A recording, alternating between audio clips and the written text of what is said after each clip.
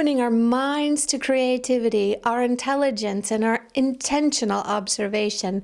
Mercury charges into his own sign of Gemini, where he's rushing to meet with Rahu, the head of the dragon, where he's reviving our quick thinking, our flexible nature, where he's adding dimension to our intellectual capacity, teaching us how to think outside of the box, how to behave more creatively, where he's helping us to rein in the chaos and teaching us how to ride the roller coaster of 2020.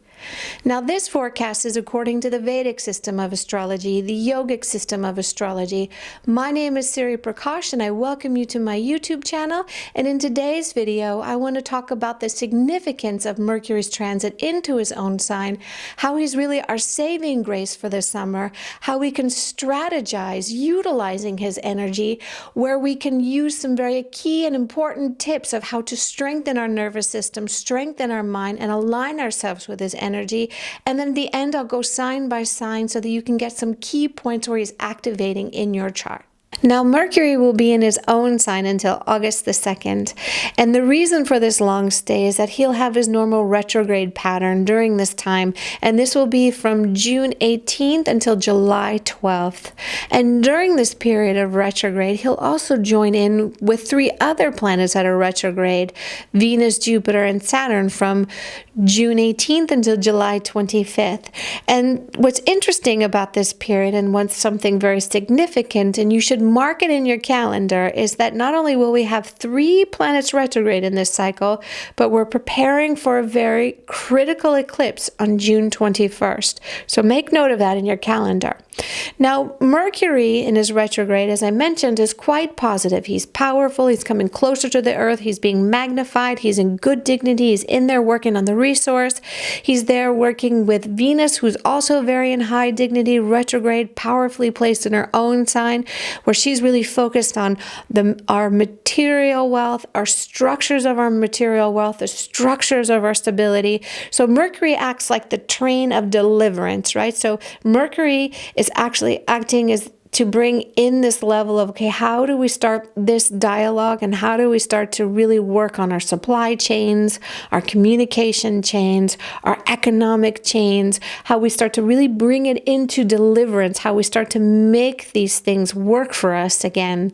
Where Saturn in his retrograde cycle, and he's strong in his own sign, but when he's retrograde, he actually acts very rebellious. He acts like he's in the sign previous to him as well. So there's these 2 points that Saturn's retrograde brings to us right now. He's really doing nothing for us.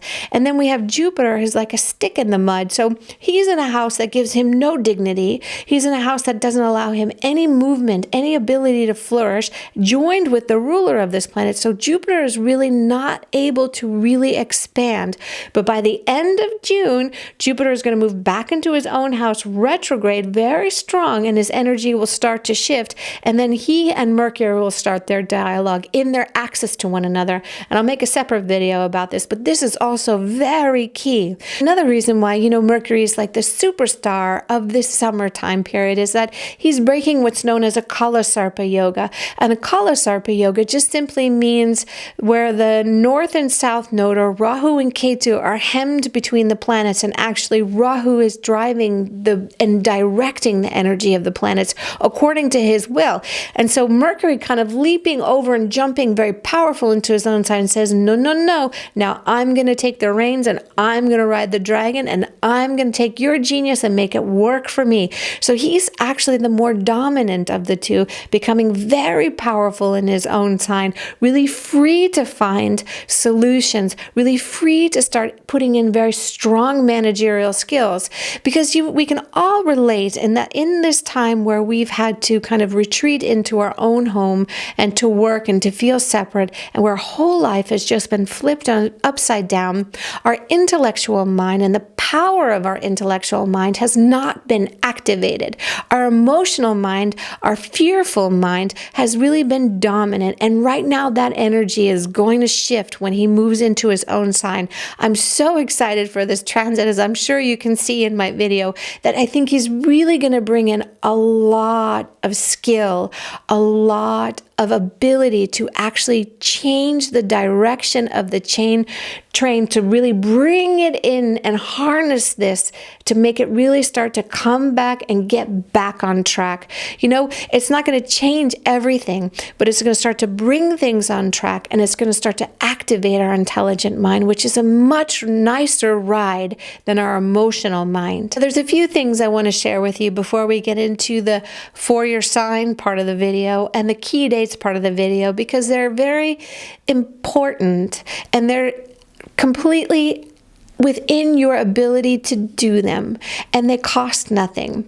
So, you know, if we synchronize our breath and help to stabilize our mind and our system, we actually become more present, we become more enriched, and we become more clear, right? So simple breathing techniques is just blocking off and doing alternate nostril breathing. So just taking one finger, blocking off your nostril, inhaling,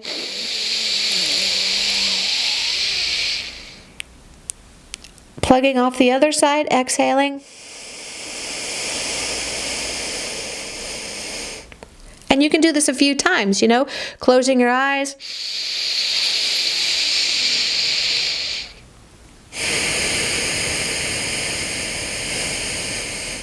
This is totally effective and totally a game changer. When you start to synchronize and stabilize your breath, your mind frequency starts to get stabilized, right? And you become more present. You become more effective. So this costs nothing. You can do this a few minutes a day. Another thing that you can do, I recognized when I was out doing my shopping, there's a yogic technique where when you close your mouth, and you're feeling very stressed out, when you're closing, you could close your mouth, you take your tongue and you roll it through the gums and you roll it through your cheeks. So it looks very funny, but I'm going to show you for the sake of looking like an idiot, but it works, right? So it's worth looking silly.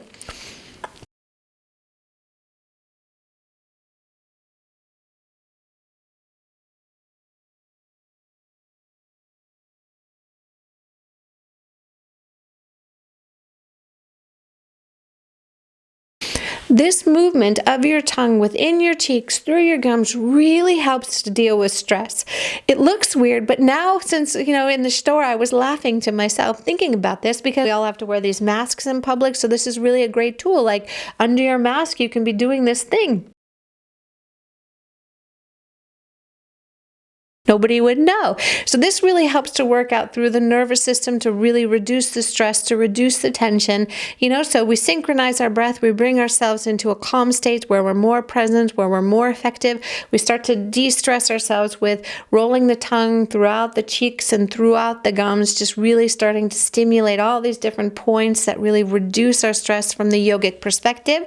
And then another technique, when I was talking with the client the other day, it just occurred to me, you know, because sometimes when we get into these very heightened states of stress, we forget our tools. They just suddenly leave us. And so I said to her, why don't you just make like little containers that have a name of your pattern of what your trigger is. So for example, she's very stressed out. So I said, make a stress box. So make a note.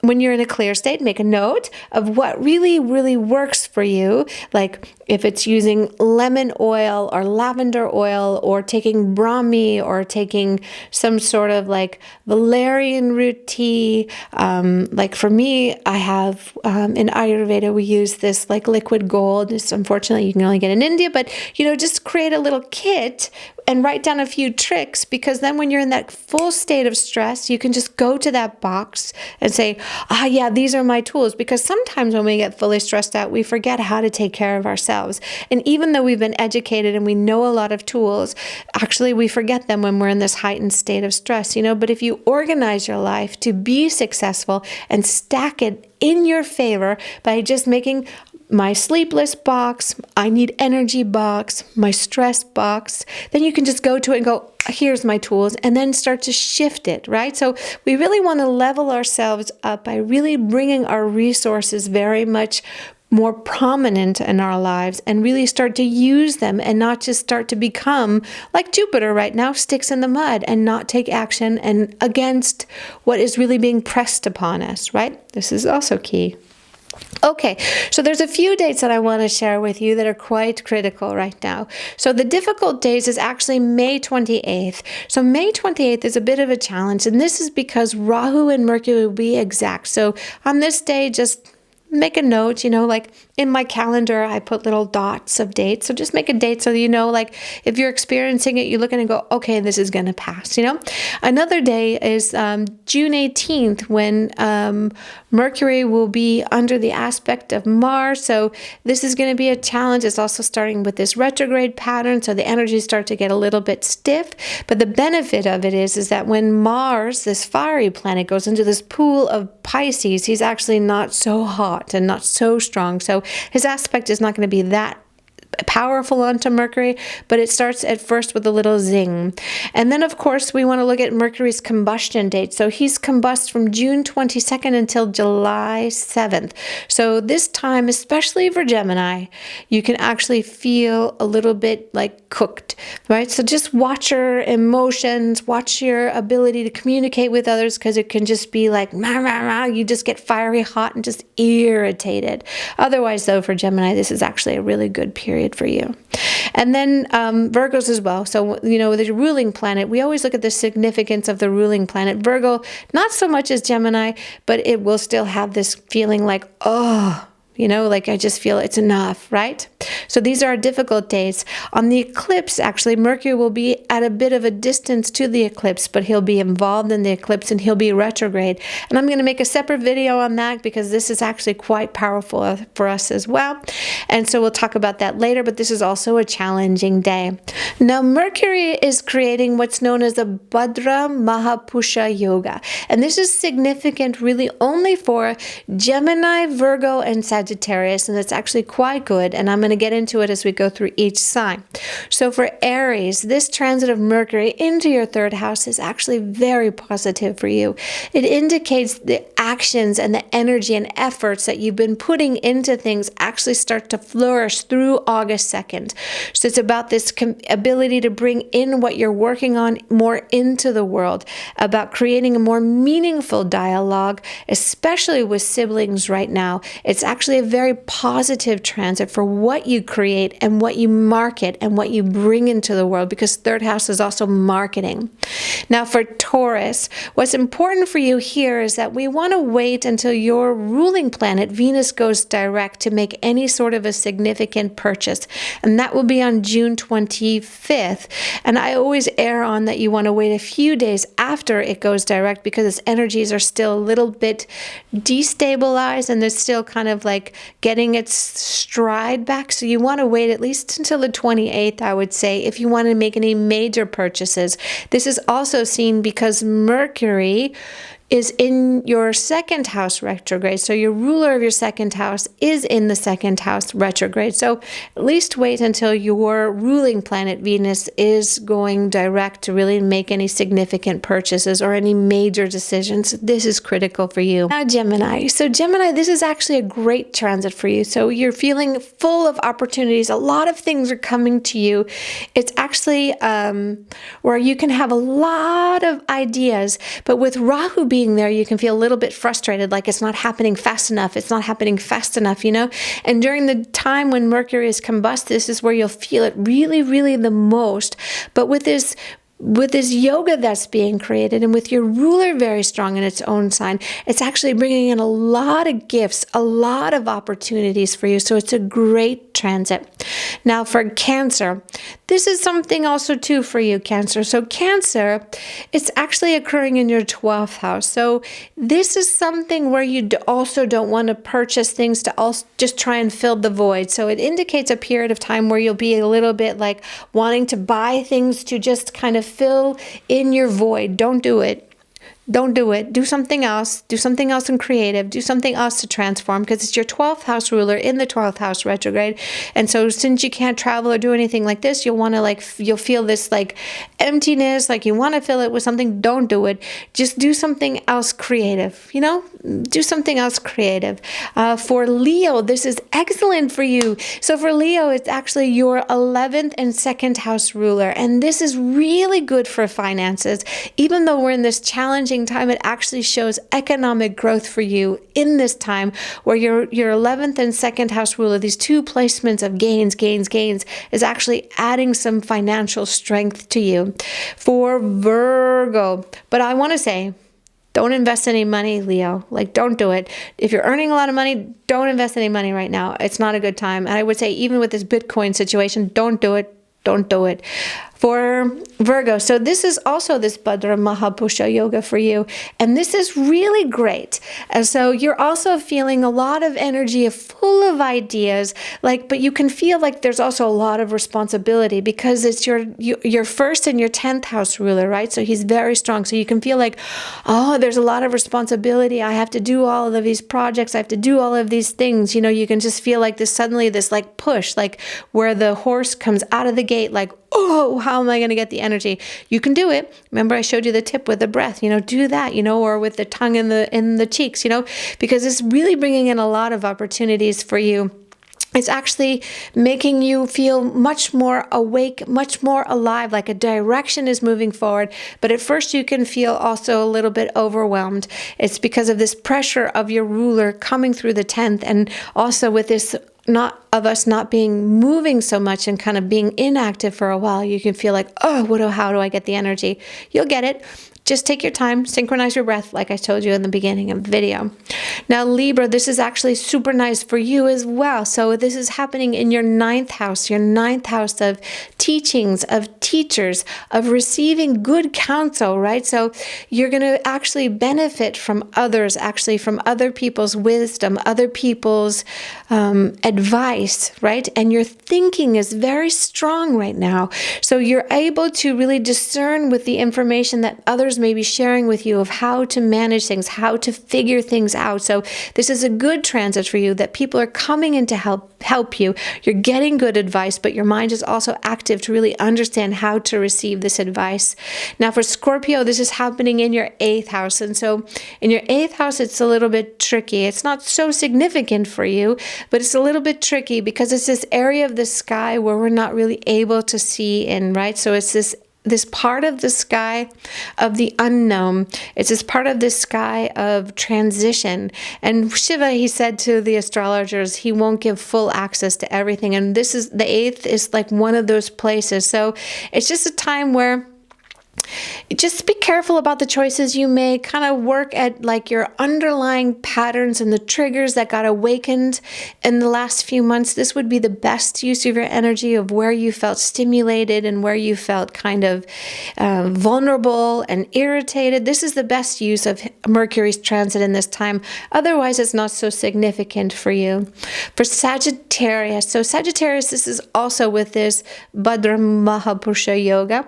And this is also very good for you, but also your ruler will be returning into your own sign on June 30th. So with Gemini's energy and your own ruler returning home, it's actually a great period for you. It's a good part for your career. So if there's been a worry or a concern about your career, actually you'll receive good news during this time, and you'll get good insight, and you'll find solutions of how to figure things out. It's good for your finances as well. It's a good time to gain from your partners. Now, Capricorn, this is not so great for you. So you're already under pressure anyway. I'm really sorry about that, but you've got Saturn in your 1st house really applying the pressure onto you. But this transit of Mercury is in your 6th house. So your 6th house is about this place of debt and obstacles, right? So this is not the best transit for you. I'm sorry to say, you're the one that's kind of unlucky in this transit. Not in total, because Rahu is still giving this benefit of breaking the cycle of this Kalasarpa yoga, right? So this will shift for the world at large, but you won't feel like this amazing change and transformation. You're still going to have obstacles where you feel like maybe people aren't receiving your ideas so well, or where you're feeling your ideas are not being, they're being held back. There's a lot of opposition with his transit of Mercury into your 6th house. Make sure you take time, and just wait. It's not optimal right now, but it will come for you. Actually, you're going to get a lot of juice later in the year. So this one is just not the most optimal, but be thankful about this Kalasarpa yoga time change and end. This is actually a great benefit for us also. Thank you for taking the hit of Saturn for us all, Capricorn. Aquarius. Okay, so Aquarius, this is also really fun. So Aquarius, you can feel like you're the fountain of ideas. Like you've just got it all running through your veins right now. Like you just feel like there's a pulse of the universe that you're riding this rhythm, like you're downloading information, you're thinking outside of the box, new insights, new information, because this is happening in your 5th house of creativity. So it's like you're this fountain of like resource of how to source things, how to figure it out. You're really tapped in. Also, omens and symbols will really come through very strong for those with the Aquarians, like as their ascendant or their moon. Now, Pisces. So Pisces, this for you actually is quite good. So I think that with Pisces, there's a lot of instability that's been charged with Rahu transiting your 4th house. But with Mercury coming there, actually it's about you learning how to become more clear about what your needs are. So the 4th house is not just our place of home, but it's things that really nourish us, that really feed us, that really give to us, right? So you'll become more clear with what nourishes you. You'll become more clear with how to gain your satisfaction, how to gain your stability. And if it's relating to your home or your living situation, this will also become more clear, and you'll kind of feel like you're over this hump with Rahu, and soon Rahu will leave your 4th house. So this is also a positive for you, and your ruling planet will move into your 10th house at the later part of the month. So this is also a positive development for you. I thank you very much for my super energized Mercury transit video. I hope that you enjoyed it. Please like and subscribe. If you have any comments, please put them below. And I look forward to seeing you in my next video. Satanam.